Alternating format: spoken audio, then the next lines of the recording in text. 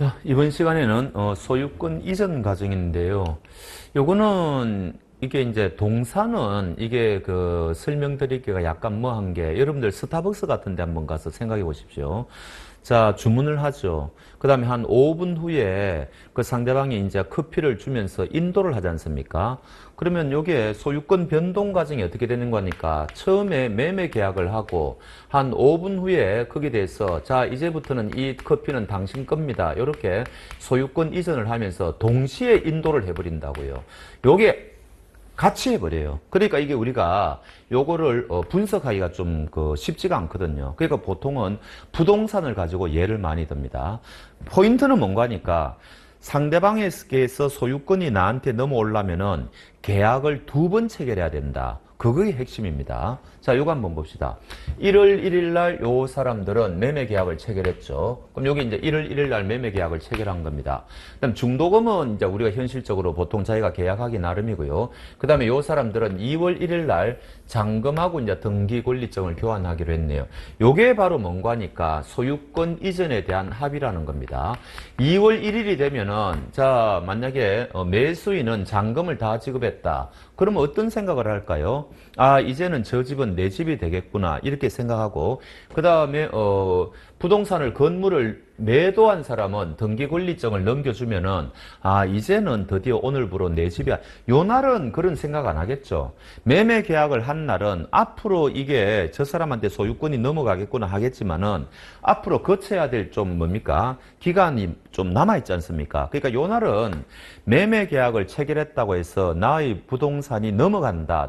그 다음에 넘어온다. 이런 생각은 잘 안 해요. 근데 요 날 드디어 잔금 지급하고 등기 권리증을 지급하면은 더 이상 할 게 없지 않습니까? 그럼 이제는 당사자들 간에 묵시적이죠. 명시적으로 이런 이야기를 한 건 아닌데, 아, 묵시적으로 소유권 이전에 대한 합의를 했다. 이렇게 우리가 이제 평가를 하거든요. 자, 그럼 이게 뭔가 하니까, 요거는 매매 계약을 했기 때문에 우리가 요런 거를 우리가 채권행위라고 한다는 거죠. 요거는 채권법의 규율을 받죠. 그 다음 요거는 이제 소유권에 대해서 상대방 당사자하고 이전에 대한 합의를 했지 않습니까? 요런 걸 우리가 이제 물권행위라고 한다는 거죠. 물권행위. 요거는 이제 나중에 소유권이 넘어오면 요거는 이제 물권법의 규율 대상이 되는 거죠. 근데 우리 민법은 굉장히 특이합니다. 할 거 다 했죠. 다 했다 하더라도 2월 15일 날 을의 이름으로 이전 등기를 해야만 비로소 소유권이 바뀌는 거죠. 그러니까 요 날 소유권 이전에 대한 합의가 있었다고 하더라도 이날 소유권이 넘어오는 게 아니에요. 또다시 2월 15일 날 등기가 넘어가야지 비로소 요날 소유자가 이제 변동이 되는 거죠. 그래서 아까 스타벅스 커피 같은 경우에는 요게 시차가 없다 그랬잖아요. 요게 동시에 일어난다 그랬잖아요. 그러니까 이제 이게 좀 우리가 분석하기가 조금 뭐한데 부동산의 경우에는 이렇게 시차를 두고 딱딱 연결이 되니까 우리가 이제 분석하기가 굉장히 쉽죠. 그래서 결론은 뭐냐? 우리가 소유권이 상대방한테 넘어가기 위해서는 계약이 2번 체결돼야 된다. 요거를 우리가 채권 행위라 그래가지고 매매에 대한 거. 그다음 두 번째 요거를 여러분들이 간과하기 쉬운데 소유권이 넘어가는 거에 대해서 또다시 한 번 더 합의를 해야 된다. 그래야만 이제 비로소 소유권이 넘어가는 거죠. 요거를 우리가 뭐라 그래요? 원인행위라 그러죠. 왜 소유권이 넘어가느냐? 이런 매매를 했기 때문에 소유권이 넘어가는 거 아닙니까? 이런 식으로 우리가 이제 이름을 붙이는 겁니다. 그래서 요런 기본적인 개념을 잡으시면 좋고요. 요게 나중에 이제 그 민법 총칙에 가 보면은 여기 대해서 그 분석을 합니다. 그래서 요거는 여러분들 이런 거 생각해 보셨어요? 다른 사람 부동산을 매매할 수가 있겠습니까? 그 사람 허락도 안 받고 사기죠. 근데 이게 민법적으로는 이게 돼요. 나중에 우리가 민법 총칙에서 공부하는데 왜냐하면은 아직 요 날부터 2개월 여유가 남아 있지 않습니까? 그러면은 그 사람으로부터 물건 사와 가지고 넘겨주면 되거든요. 근데 만약에 그 사람이 물건을 안 판다. 그럼 못 넘겨주는 거죠. 그럼 거기에 따른 책임만 지면 되는 겁니다. 그거를 여러분들이 나중에 2차 공부하실 때 담보 책임이라 그래가지고 569조, 570조에서 그거를 공부하거든요. 그래서 하여튼 요거는 나중에 민법 총칙 본격적으로 공부할 때 조금 더 우리가 부가적인 설명을 좀 할 필요가 있습니다. 그때 하죠. 자, 매매계약, 채권법의 영역, 계약에 의해서 채권이 발생했다. 1월 1일 시점에서는 건물 소유권이 이전되는 게 아니라 당사자는 건물과 대금에 대해서 채권 채무관계를 가질 뿐이다. 이런 걸 우리가 채권행위라 그러고 아직 가야 될 길이 많이 남아있다는 이야기죠.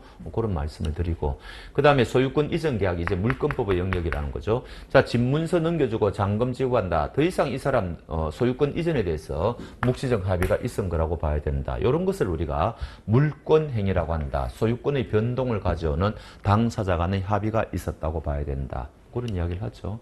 그러면 소유권 이전은 어떤 시점이냐? 일본은 2월 1일 날, 요날 소유권이 이전된다고 그럽니다. 요거를 이제 우리가 의사주의 뭐 이런 이야기를 하는데, 그럼 우리나라는 일본 민법을 그대로 이제 그거 받아들였으니까, 요것도 드려야 될 것처럼 보이는데 요거는 우리가 안 받아들였어요. 그래서 왜냐하면은 요게 약점이 뭔가 하니까 두 사람 사이에서는 매매 계약을 한 당사자 사이에서는 소유권이 넘어갔다는 걸 알죠. 왜냐하면 값을 다 치르고 서류도 넘겨받고 이랬으니까. 근데 외부 사람들은 알 수가 없지 않습니까? 저 두 사람이 소유자가 바뀌었는 걸 알 수가 없죠. 그러니까 이게 법률 관계에 굉장히 문제가 있다. 이가 우리나라는 일본법을 수입할 때 요거는 수입을 안 했어요. 그래서 일본은 요날 2월 시점에서 소유권이 이전되고 그럼 등기는 왜 하느냐? 이런 것을 대항요건이라 그래요. 이미 소유권은 나한테 넘어왔는데 외부 사람들한테 내가 이 부동산에 대한 소유자임을 주장하기 위해서 등기가 필요할 뿐이다. 이런 거죠. 근데 우리 민법은 그게 아니죠. 등기를 해야만 소유권이 넘어오는 거죠. 이런 걸 우리가 성립요건이라고 그럽니다. 그러니까 우리하고 일본은 완전히 체제가 다르다. 이제 이런 이야기를 하는 거죠. 자, 정말 중요한 게 나왔네요. 요것도 처음 여러분들이 공부하실 때 굉장히 당혹스러워하는 부분입니다. 공시의 원칙과 공신의 원칙. 이거는 쉬워요. 공시. 이게 이제 한자로 공적으로 이거를 알린다. 이런 뜻이거든요. 공적으로 알린다. 그래서 이게 무슨 소리냐 한번 봅시다. 필요성. 우리가 저번 시간에 물권은 뭐라 그랬습니까? 모든 사람에게 내가 소유자다 이렇게 주장할 수 있는 권리가 있다 그랬죠. 그러면 그러기 위해서는 외부 사람들에게 이 물건에 대한 소유권이 있다는 것을 드러내야 될 거 아닙니까? 그거를 공시라고 한다는 거죠. 그래야지 저 사람들은 나의 소유권을 침해하지 않겠죠. 그래서 대외적으로 알려야 한다. 이런 거를 우리가 공시라 그럽니다. 공시. 자, 그러면은 공시 방법. 부동산의 뜻이 뭡니까? 동자, 움직일 동자죠. 움직이지 않는다. 그러니까 이게 등기부를 통해서 알릴 수가 있다는 이야기입니다. 특히 저당권이 필요하죠. 왜냐하면 이 건물에 저당권이 설정되어 있는지를 알 수가 없죠. 저당권은 은행이 이 부동산을 점유하는 게 아니지 않습니까? 그러니까 저당권의 경우에는 특히 이 건물에 어떤 저당권이 설정되어 있는지를 알릴 필요가 있다는 거죠. 그래서 저당권, 등기부를 통하여 이거를 알릴 필요가 있다. 뭐 이런 이야기를 지금 하는 거죠. 자, 그 다음에 이건 누구든지 볼 수 있습니다. 대한민국 사람 누구든지 아무 부동산이라도 뗄 수가 있습니다. 근데 동산의 경우에는 움직이니까 이 등기를 할 수가 없죠. 그래서 이제 이거를 점유하고 있으면 돼요. 그래서 제가 만약에 이 물건을 지금 점유하고 있다. 그럼 여러분들은 어떤 생각이 드실 겁니까? 아, 저 사람이 소유자인 게로구나. 뭔가 아니면 저 사람이 그거를 빌려가지고 임차를 하고 있는 게로구나. 이렇게 추적을 할 수가 있죠. 그래서 동사는 방법이 없습니다. 점유를 하고 있으면은 저 사람이 뭔가 권리를 갖고 있구나. 이제 그렇게 생각을 한다는 거죠. 이런 이야기를 하고요. 그러니까 요거는 기본이에요. 요거는 민법 총칙을 공부할 때도 이거는 기본입니다. 부동산은 등기, 동사는 점유라는 것을 통해서 이 사람이 어떤 권리가 있다는 것을 외부 사람들한테 알릴 필요가 있다. 이런 이야기죠. 자, 그 다음에 이제 문제는 이겁니다. 믿을 신자죠. 믿을 신자. 자, 지금 그러면 조금 전에 말씀드린 우리가 공시 방법이라는 게 있는데 그거를 믿고 거래할 수밖에 없죠. 등기부를 뗐는데 등기부에 A가 소유자다 이렇게 나타나 있으면 우리는 그걸 믿고 거래할 수밖에 없지 않습니까? 누구라도 그래야 된다. 그런데 문제는 그 사람이 실제로는 소유자가 아닌 경우도 있을 수 있다는 거죠. 분명히 등기부에는 갑이 소유자라고 돼 있는데 그래서 저는 그 사람을 그 소유자라고 믿고 거래를 했는데 나중에 보니까 아니더라는 거죠. 그럼 이때 어떻게 해야 되느냐? 이런 치명적인 문제가 생긴다는 거죠. 특히 이게 어떤 경우에 문제가 생기는 거니까 A가 만약에 건물을 매도한 사람이라고 칩시다.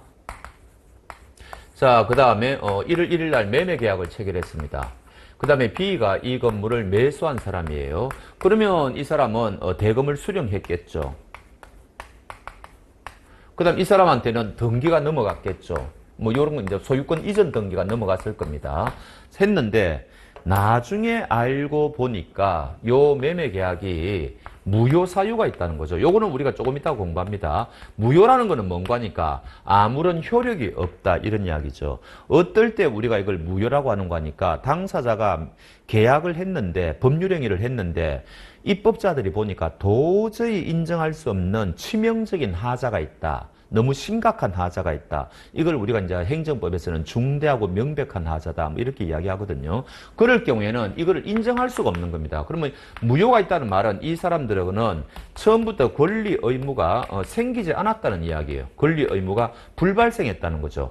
그러면 이 B는 등기를 지금 이 사람이 보유할 자격이 없죠. 이 사람도 돈을 받을 자격이 없죠. 그러면 이게 전부 부당이득 반환의 문제가 생깁니다. 돌려줘야 돼요. 부당이득 반환 문제. 그래서 이 사람은 돈을 돌려줘야 되고 이 사람은 등기 넘어온 거 일로 돌려줘야 되거든요. 이제 그런 문제가 생기는 건데 또 무효 사유도 마찬가지고 취소권이 행사돼도 마찬가지예요. 이 사람들이 어떤 사정이 있어가지고 이 매매가 취소됐다면은 취소권을 행사해도 이게 무효가 되거든요. 그러니까 비슷한 이야기입니다. 자, 이럴 경우에 문제는 뭔가 하니까 A라는 사람은 돈을 돌려주고 요 사람한테 등기 넘어간 거를 빨리 돌려받아야 됩니다. 안 그러면 이 사람이 자기 이름으로 등기가 되어 있는 것을 기회로 해가지고 이 사람이 뭔가 사기를 칠 수가 있지 않습니까? 역시 그런 일이 벌어졌다는 거죠. 그래서 이제 요런 상황에서 B는 자기한테 등기가 있는 것을 기회로 해가지고 C에게 이거 내 부동산이다 해가지고 또 팔아버렸다는 거죠. 그럼 C는 또 등기부를 믿었겠죠. 등기부 떼보니까 얘가 소유자라고 돼 있으니까 등기부를 믿고 얘한테 또 매매 대금을 주고 이렇게 이제 또 등기를 넘겨받았을 거 아닙니까? 얘가 지금 매매 대금을 줬는데 문제는 얘가 지금 무권리자라는 거죠. 왜냐하면은 요 매매 계약이 무효가 되면은 우리 판례에 의하면 얘가 소유자가 되거든요. 소유권이 복귀가 되는 겁니다. 왜냐하면은 이게 무효라는 말은 처음부터 매매 계약 체결하지 않은 거하고 똑같다는 이야기거든요. 그럼 이게 등기부에는 얘가 소유자라고 돼 있는데 법적인 소유자는 얘다. 이렇게 불일치가 발생한다는 거죠. 불일치가. 그러니까 이게 지금 이 이야기죠. 등기부에는 지금 소유자라고 돼 있는데 실제로는 얘가 소유자가 아닌 경우도 있다. 대표적인 게 이런 경우에 대표적인 게. 그럼 이거 어떡할 거냐. 이제 이런 문제가 생기는 거죠. 그러면은 우리가 항상 민법을 공부할 때는 부딪히는 양 당사자가 있습니다. 이때 얘를 보호한다는 말은 이거 거래의 안전을 보호한다는 이야기거든요. 얘를 보호하면은 누가 봅니까? 얘가 피해를 보죠. 얘는 졸지에 자기가 법적인 소유자인데 이거 소유권 하나 뺏기지 않습니까? 근데 만약에 얘를 보호하면 또 어떻게 되죠? 얘가 피해를 보죠. 얘는 그러면은 얘 찾아가가지고 매매대금 준 거 돌려받아야 되는데 이미 얘는 잠적하고 없을 거 아닙니까? 사기꾼이니까. 그래서 이럴 때 진정한 권리자 A를 보호할 것인가? 등기부를 믿고 거래한 C를 보호할 거냐? 굉장히 이런 어려운 문제가 생긴다고요. 이게 바로 공신의 원칙의 문제의 소재라는 겁니다. 근데 부동산의 경우에는 공신의 원칙을 부정해요. 이 무슨 말인가 하니까 믿은 사람이 보호가 안 된다는 이야기입니다. 그러면은 진정한 권리자가 보호된다. 이런 말이죠. 기가 찰 노릇이죠. 얘가 보호가 안 된다는 이야기예요. 우리 민법은. 그래서 한 번씩 유서를 보면은 이렇게 억울할 때가 해가지고 유서에 날 때가 많습니다. 이 사람은 자기는 저 사람이 등기부상 소유자라고 믿고 거래했는데 보니까 날벼락이 떨어지는 거죠. 그럼 이 사람은 어떤 사람이냐? 위조해가지고 요 사람으로부터 부동산을 매수한 것처럼 매매 계약서를 위조해가지고 자기가 부동산 산 것처럼 등기부를 옮겨버리는 거예요. 그럼 이 사람은 실제 소유자는 아니죠. 실제 소유자는 자기 땅이 지금 위조된 것도 모르고 있는 이 사람입니다. 이럴 경우에 얘가 다시 팔아버리면은 누가 보호되느냐? 우리 판례는 얘가 보호된다는 거예요. 진정한 권리자가. 그래서 굉장히 시인은 억울하다. 이제 이런 이야기입니다. 그러면 모든 경우에 이것을 인정하게 되면은 아니 부동산 거래할 때 우리가 겁이 나서 거래하겠습니까? 등기부를 믿고 거래해도 보호가 안 되는 경우가 있다더라. 굉장히 심각한 문제가 생기잖아요. 그래서 요것을 얘를 원래는 얘가 보호가 안 된다 그랬죠. 근데 예외적으로 얘가 보호되는 경우가 4가지가 있어요. 요게 이제 민법 총칙의 하이라이트입니다. 나중에 우리가 이제 본격적으로 공부할 건데 107조부터 110조다 해가지고 외우기도 좋게 돼 있어요. 조문이 딱 몰려 있으니까. 그래서 나중에 우리가 이걸 공부하면 됩니다. 그래서 결론, 이 부동산의 경우에는 공신의 원칙이 부정된다는 말은 결론적으로 정리하면 등기부를 믿고 거래했는데 나중에 보니까 그 등기부상에 나타난 그 사람은 권리자가 아니더라. 즉 무권리자더라. 이런 이야기죠. 무권리자더라. 이럴 경우에 등기부를 믿은 사람은 보호가 안 된다는 게 우리 민법의 대원칙이다. 그게 원칙인데 예외가 4가지가 있다. 그렇게 정리하시면 되겠네요. 원칙적으로 보호되지 않는다. 자, 그러면 이제 우리가 동산의 경우에 한번 볼까요? 동산의 경우에는 이게 이제 선의취득이라 그래가 요게 물권법에 있는 이야기인데 개념 정도는 아셔야 됩니다. 지금 A가 보석 소유자인데 B가 이거를 임차했어요. 빌렸습니다. 임차라는 말은 대가를 주고 빌렸다는 이야기죠. 그럼 얘는 소유자가 아니죠. 잠시 빌렸으니까. 근데 물건을 얘가 가지고 있죠. 그걸 우리가 이제 점유라고 그러지 않습니까? 그럼 얘가 또 사기치는 거예요. 자기가 보석 가지고 있으니까 이거 내 거다 이렇게 사기치는 거죠. 그럼 이때 요거를 이제 뭐 매매를 한다든지 했을 때 상대방 시인은 얘가 물건 갖고 있으니까 이걸 믿었다는 이야기죠. 신뢰했다는 이야기입니다. 동산의 경우에는 점유가 공시의 방법이라 그랬지 않습니까? 그거를 얘는 공시 방법을 믿은 거죠. 얘가 무권리자라는 걸 몰랐다는 이야기입니다. 나중에 하는데 여기 선이라는 말은 어떤 사실을 모르는 상태를 선이라고 그럽니다. 어떤 사실을 아는 것을 우리는 악이라 그래요. 그래서 이럴 경우에는 얘가 선이다.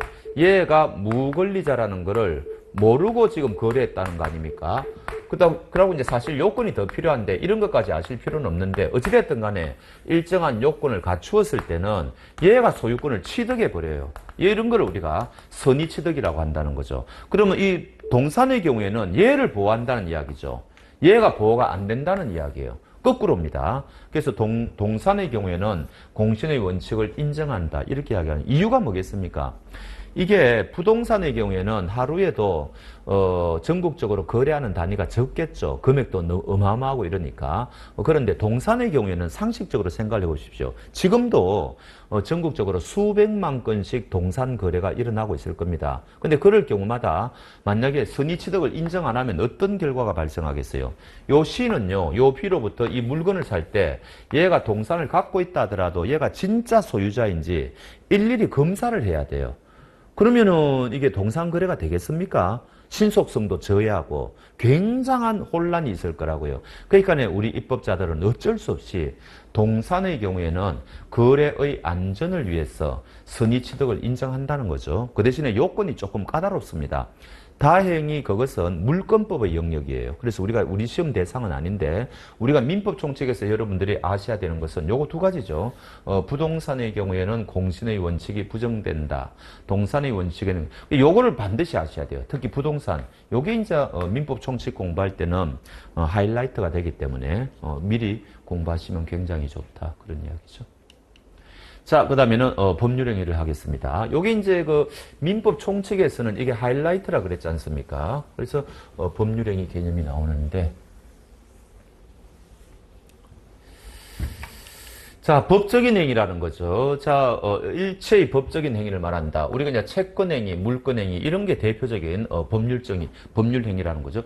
법률행위의 반대말이 뭐예요? 우리가 이제 비법률행위, 호의관계라 그러는데 제가 저번 시간에도 잠깐 말씀드렸다시피 뭐 내일 영화 보러 가자, 뭐 밥 사 먹자, 여행 가자, 뭐 이런 거 등등 있지 않습니까? 친구들 간에 그런 거는 우리가 법적인 관계가 아니잖아요. 근데 여기서 말하는 것은 일체의 권리나 의무가 발생하기를 원하는 그런 것을 우리가 이제 법률행위라고 한다는 거죠.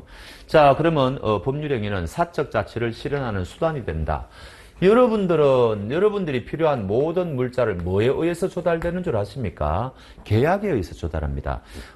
하루에도 어떨 때는요, 많게는 10가지 이상의 계약을 여러분들이 체결할 거예요.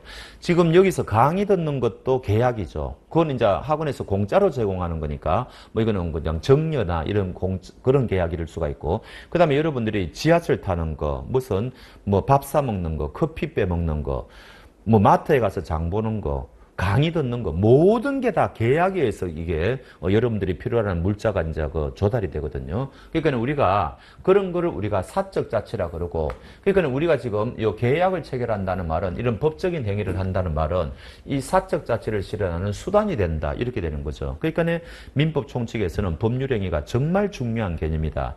여기에서 이제 모든 거기 파생이 됩니다. 이게 이제 상법으로 가면 상행위가 되고요.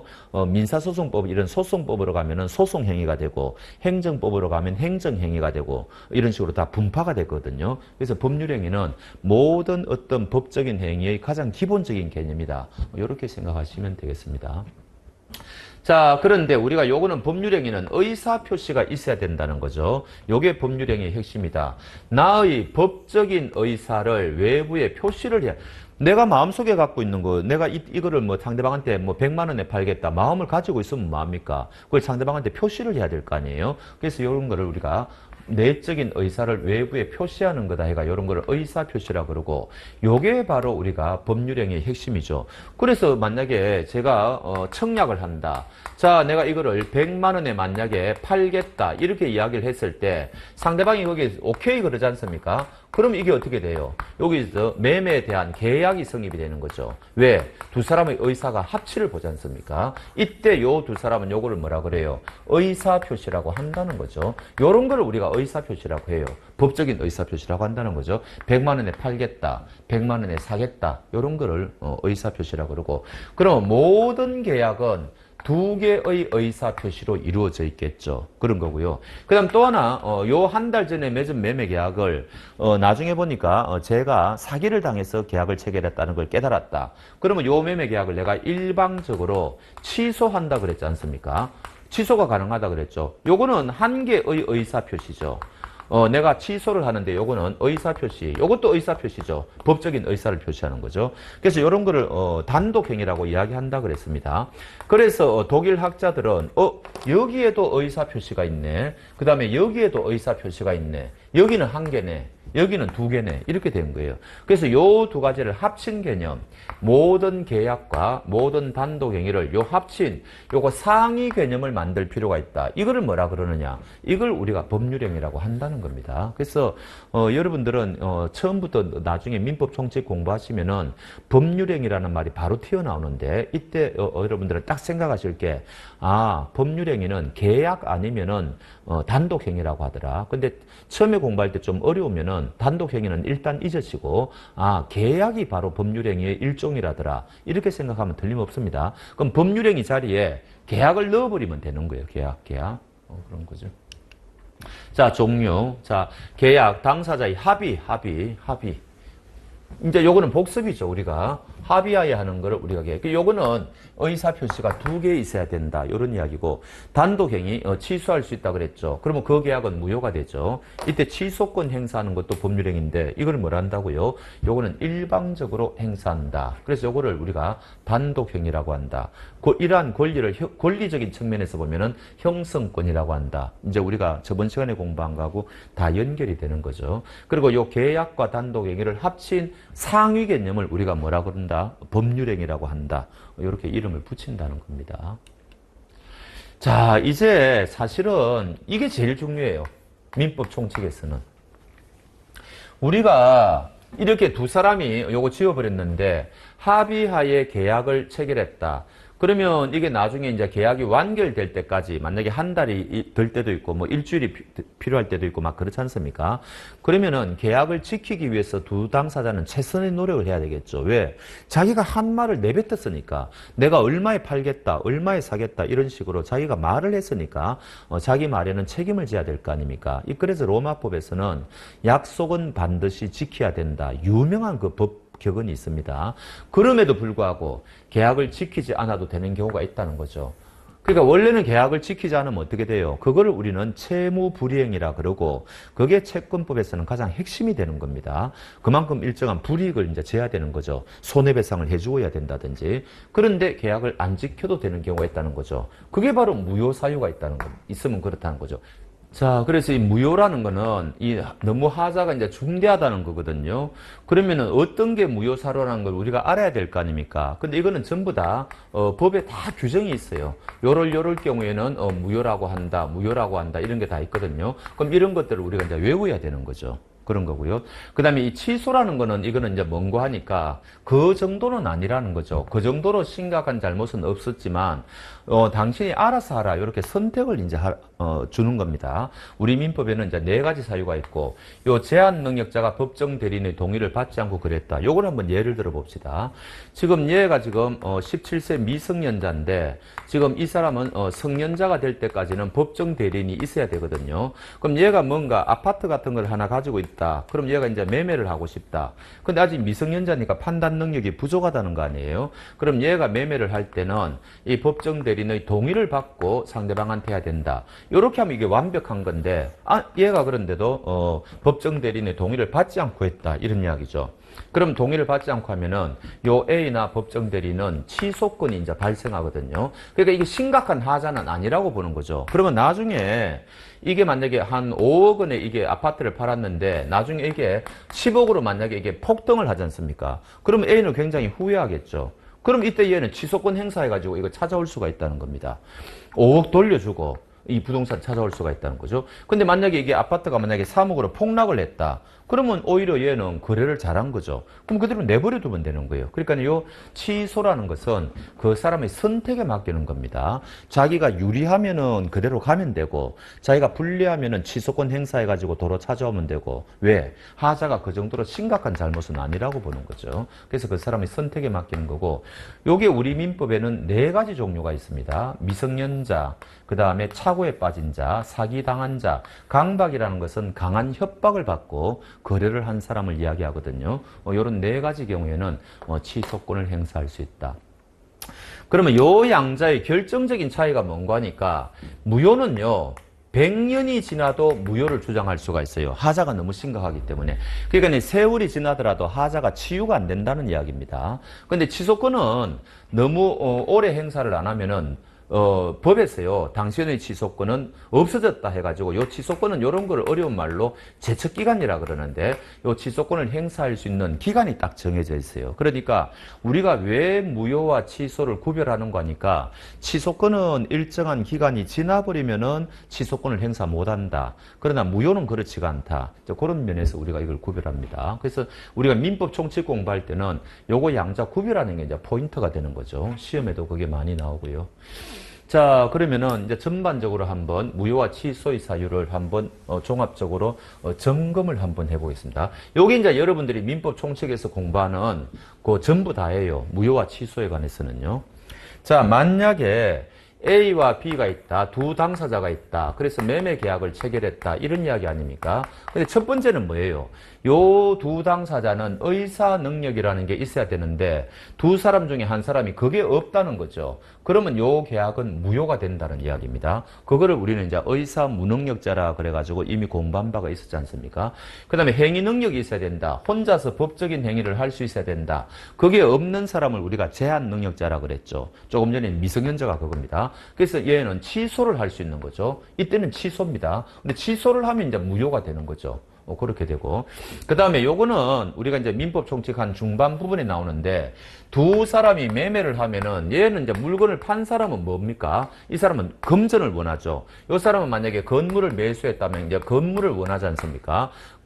그것들이 가능해야 됩니다. 그런데 만약에 이 건물이 불에 타버렸다. 그러면 나중에 넘겨줄 수가 없지 않습니까? 그런 걸 우리가 불능이라 그러는데 처음부터 이 부동산은 없는 만약에 건물이었다는 거죠. 오늘 매매 계약을 했는데 저 강원도에 있는 거 뭡니까? 건물을 매매했다. 근데 사실은 그 전날 불이 나가지고 그 건물은 불타가 없어진 거다. 그럼 나중에 물건을 넘겨주고 싶어도 못 넘겨주는 거 아닙니까? 처음부터 못 넘겨주죠. 이런 거를 우리가 원시적 불능이라 그래가 이런 거를 우리가 또 무효라고 한다는 거죠. 근데 요거는 사실은 채권법에 있는 내용인데 민법 총칙에서도 이거 알아야 됩니다.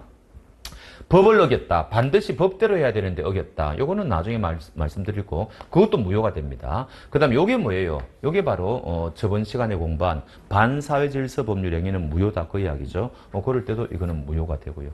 그 다음 요게 이제 107조, 108조, 109조, 110조인데 요거는 뭔가 하니까 거짓말하는 겁니다. 요거는 일정한 요건 하에 무효가 되고 요거는 서로 짜고 하는 겁니다. 그건 무효가 되고 그 다음에 심각한 착오를 일으켰다. 요거는 또 취소라고 돼 있어요. 그것도 요거 사기 강박은 여러 번 했죠. 요것도 취소고. 그래서 여기를 보면은 어떤 것은 무효 사유가 막 있고요. 어떤 것은 무효 사유가 있고 그 다음 어떤 거는 취소 사유가 있다는 거죠. 요거 취소 사유. 그 다음에 요거 취소 사유. 요거 취소 사유.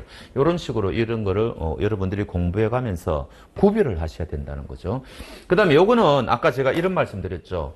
A와 B가 거래를 했는데 이 사람한테 등기가 넘어갔는데 이게 무효 사유가 있다. 그러면 얘가 법적인 소유자라 그랬죠. 얘는 무권리자라 그랬지 않습니까? 근데 얘가 이거를 팔아버렸다. 이때 얘는 원칙적으로 보호가 안 된다 그랬죠. 근데 만약에 얘가 선의자면은 보호되는 규정이 어디에 있느냐? 여기에 있다는 거죠. 요게 바로 선의의 제3자 보호라 그래가 요 네 가지 경우에는 얘가 예외적으로 보호가 된다. 얘는 등기부를 믿고 거래했는데 원래는 우리나라 등기부에는 공신의 원칙이 인정 안 되니까 얘가 보호되지 않는 것처럼 보이는데 이때 요 네 가지 경우에는 법에서 선의의 제3자를 보호하는 규정을 두어가지고 얘가 보호된다. 뭐 이런 거거든요. 그래서 요거는 나중에 우리가 이제 본격적으로 공부에 들어가면은 여러분들이 아셔야 됩니다. 뭐 그런 거고요. 그런 거죠. 자, 그 다음에 양자의 차이점.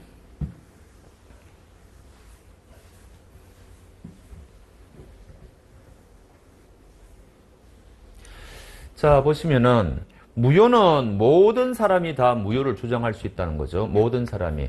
그런데 취소의 경우에는 취소를 할 수 있는 권한이 있는 사람이 따로 있다는 거죠. 이게 바로 네 가지 경우였죠. 네 가지 경우였죠.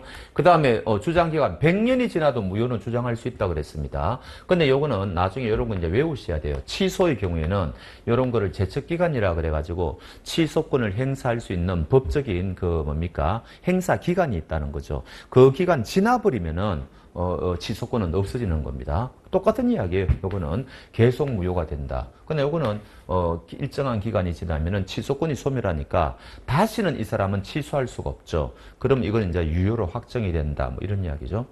추인이라는 말이 또 나왔네요. 이 무효는 우리가 개념이 뭐였습니까? 굉장히 심각한 하자가 있는 거라 그랬죠.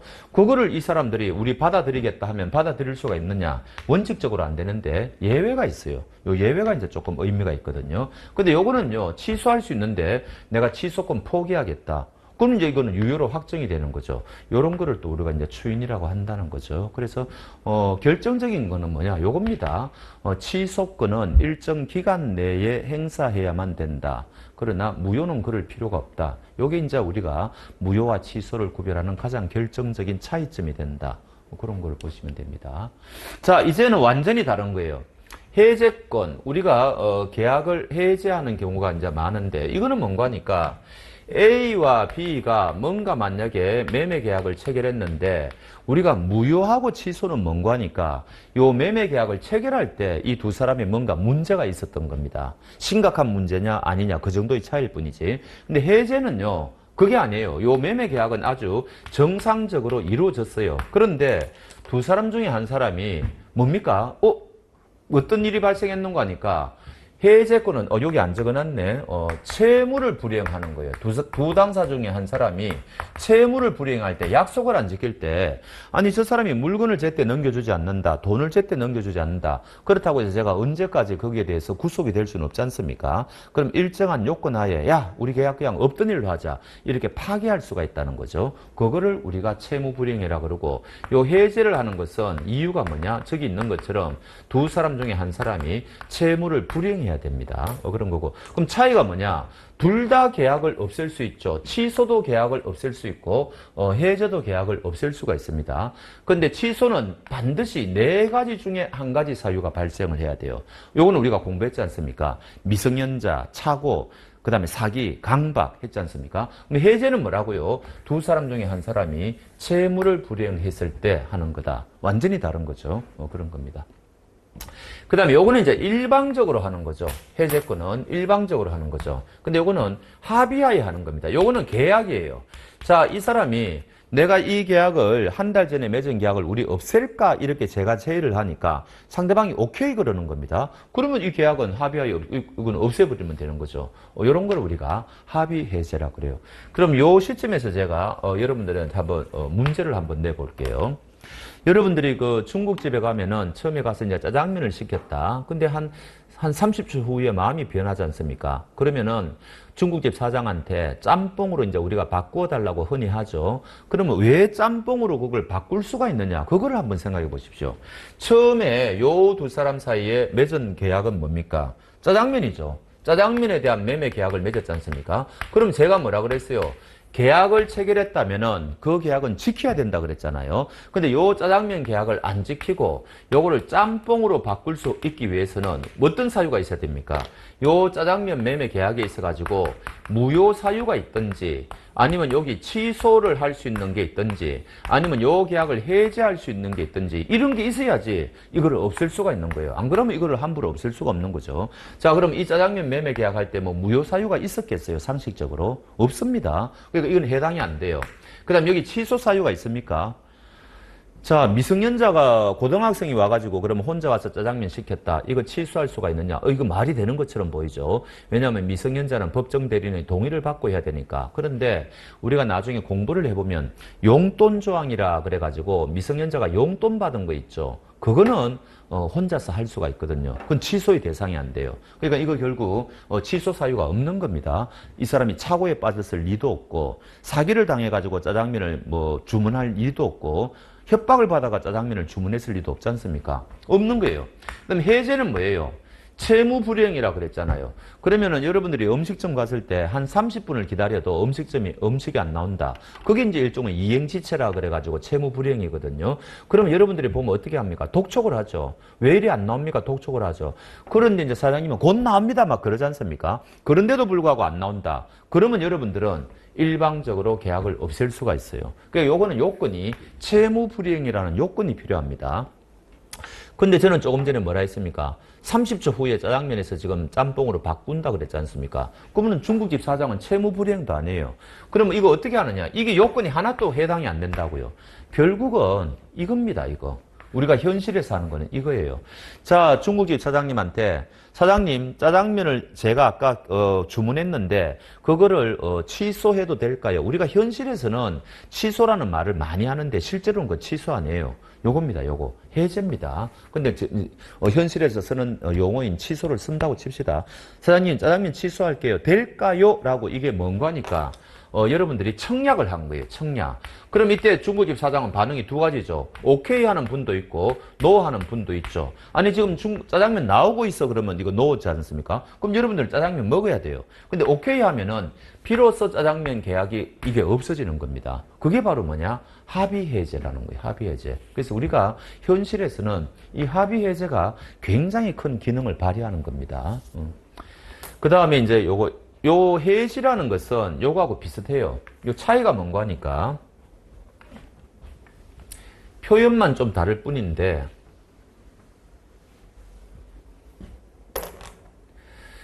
지금 A하고 B 사이에 지금 임대차 계약을 맺었습니다. 그래서 이 사람이 꾹 임차인이 이 부동산을 사용해 왔는데 그만 요 사람이 두 번에 걸쳐 가지고 그 임대료가 밀렸단 말이죠. 임대료가 지금 연체가 됐단 말이죠. 그럼 주인은 나가라고 할 수가 있지 않습니까? 이거를 우리는 뭐라고 이야기하느냐? 해지라고 한다는 거죠. 그럼 요거는 이제부터 요 임대차 계약을 없애는 거예요. 근데 요 해제는 뭔가 하니까 요거는 처음부터 계약을 없애는 거라는 거죠. 그럼 이 차이가 뭐냐? 이때까지 요 임차인은 여기 사용한 거 이거를 인정할 필요가 있지 않습니까? 그러니까 이거는 처음부터 계약을 없앨 필요가 없다고요. 그래서 요런 걸 우리가 뭐라 그러느냐? 해지라고 한다는 거죠. 해지. 그래서 해제하고 해지는 굉장히 비슷한데 해제는 뭔가 하니까 처음부터 계약을 없애버리는 거고 해지는 이제부터 계약을 없앤다는 거죠. 그래서 임대차와 같은 계속적 계약에서는 해지라고 그런다. 우리가 이제 이렇게 이야기를 하는 거죠. 자, 그러면은 우리가 여기서 가장 중요한 게 뭐라고요? 한 번 더 복습을 해보면은 원래는 계약은 반드시 지켜야 되는데 다음과 같은 일정한 사항이 발생하면은 이 계약은 지키지 않아도 된다. 첫 번째가 뭐라고요? 무효 사유가 있으면 그렇다. 그다음 두 번째는 취소권 요건이 발생하면 그렇다. 그거는 네 가지다. 그리고 요거는 그 사람이 선택을 하는 제도다. 취소하고 싶으면 하는 거다. 그다음 세 번째